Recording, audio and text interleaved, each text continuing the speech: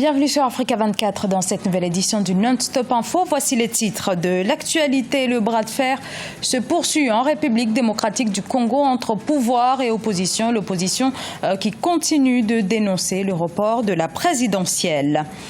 En Algérie, le gouvernement a présenté un projet de loi de finances. Le budget 2017 est en débat. Le gouvernement le place sous le signe de l'austérité au regard des difficultés que traverse le pays.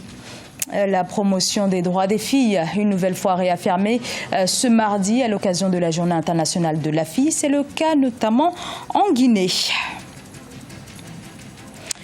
Les protestations en République démocratique du Congo ne cessent de monter en force, exigeant la tenue des élections dans les délais prévus par la Constitution. Les manifestants demandent par ailleurs la libération du secrétaire général de l'UDPS arrêté depuis le dimanche 9 octobre 2016. Quant à la commission électorale, elle estime des élections impossibles avant décembre 2018. Reportage.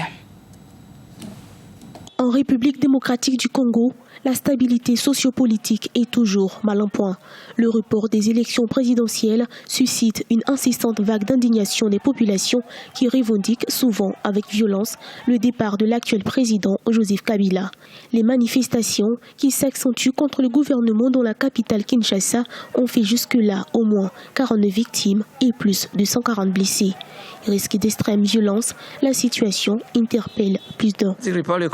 La République démocratique du Congo est entrée dans une période de risques extrêmes pour sa stabilité. La crise électorale est devenue une crise constitutionnelle avec l'approfondissement de la polarisation politique et aucune résolution immédiate en vue. Les acteurs de tous les côtés apparaissent de plus en plus disposés à recourir à la violence pour atteindre leurs objectifs, tandis que l'espace pour l'activité politique constructive a diminué encore davantage.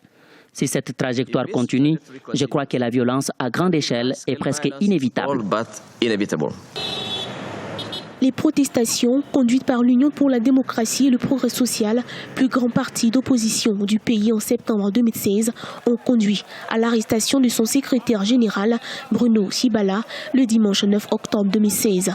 Menacé par ses partisans qui exigent sa libération, le gouvernement a déclaré vouloir ouvrir un dialogue, mais il exige la fin des contestations. Les efforts des autorités de la ville cherchant à joindre les organisateurs pour leur demander d'intervenir en vue de calmer les manifestants vont se révéler vains.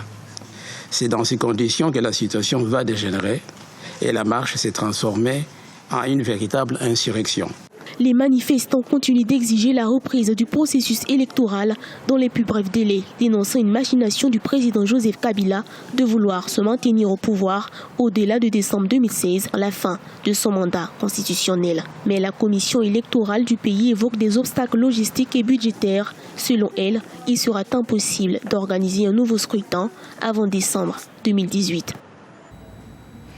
Au Soudan du Sud, un groupe politique dirigé par un ancien ministre des Finances craint que le pays ne bascule dans un génocide en raison des troubles qui continuent d'agiter le pays. Une flambée de violence donc depuis juillet à Juba qui remet en cause l'accord de paix signé en août 2015, mettant fin à la guerre civile déclenchée en 2013, opposant le gouvernement du président Salva Kiir à une rébellion dirigée par l'ex-vice-président Riek Machar. Le 4 octobre, en Conseil des ministres, le gouvernement algérien a présenté un projet de loi de finances, une nouvelle fois axé sur la maîtrise des dépenses publiques, au programme réduction des dépenses d'équipement et hausse du prix des produits de base. Ce texte promet d'ores et déjà un débat houleux à l'Assemblée nationale. Corinne Kamdem. Le Conseil des ministres algérien a présenté ce mardi 4 octobre un budget prévisionnel pour l'année 2017 qui annonce des mesures d'austérité pour la troisième année consécutive. Le gouvernement d'Abdelmalek Sellal doit faire face à la crise financière qui secoue l'Algérie.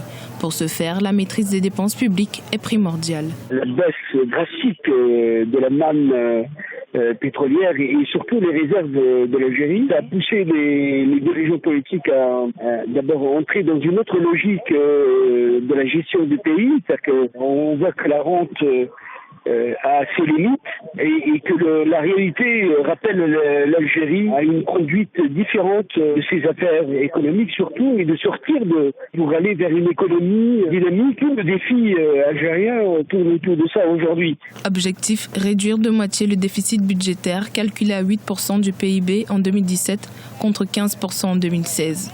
Au programme, réduction à 28% des dépenses d'équipement, gel de plusieurs projets prévus dans le programme quinquennal 2014-2019 et hausse du prix des produits de base comme par exemple les cigarettes ou la banane. Les budgets se réduisent. L'Algérie découvre le principe de l'ajustement de la réalité par rapport aux moyens budgétaires de l'Algérie et je pense que c'est un choc culturel qui est très fort et qui va laisser aussi des traces dans la société parce que jusqu'ici, le pays a payé la paix sociale par des augmentations de prix, par des situations de confort. Et tout cela n'est plus possible aujourd'hui. L'Algérie va se convertir, est obligée de se convertir au réalisme économique et elle va s'adapter à cette situation par tous les moyens.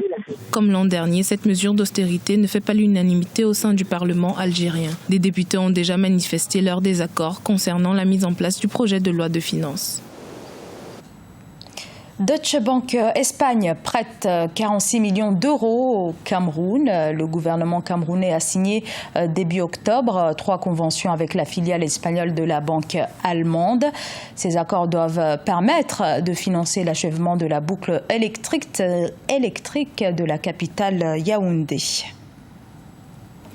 La Guinée veut plus d'engagement de la part du gouvernement dans la promotion des droits des filles. Le pays ainsi que ses partenaires internationaux s'emploient actuellement sur une campagne de lutte contre les mariages précoces. Reportage Emmanuel Milimono. Le temps d'une journée, celle du 12 octobre 2016, des filles de 14 à 16 ans en Guinée sont au devant de la scène. Elles sont pour l'occasion ministres, responsables d'organisations internationales. Le but de l'initiative est d'apprendre aux filles à se réapproprier leurs droits. En Guinée, les disparités entre garçons et filles sont encore bien visibles dans plusieurs secteurs socio-économiques. Les filles ne doivent pas être données en mariage très tôt. C'est très affreux de voir cela, car nos parents n'essaient pas de comprendre que ces filles, pour les éduquer, ce n'est pas les donner en mariage, mais plutôt les amener à l'école, les conseiller, les donner une bonne éducation. La fille d'aujourd'hui est leader de demain et pour incarner aux filles cette compétence et cet engagement, il faut les impliquer, il faut les responsabiliser, il faut les stimuler. La condition féminine a connu une certaine prise en compte dans les politiques de développement du pays, mais des efforts restent encore à fournir. Des pratiques telles que les mariages précoces sont des défis à relever. Plusieurs filles connaissent leur première maternité avant d'atteindre 18 ans. Je dois dire aux parents d'arrêter de faire l'excision parce que c'est pas bon pour nous. Et puis le gouvernement guinéen de mettre en place des sécurités parce qu'il y a beaucoup de viols, de sécurité pour éviter cela. Nous devons tous nous lever en fait pour ça.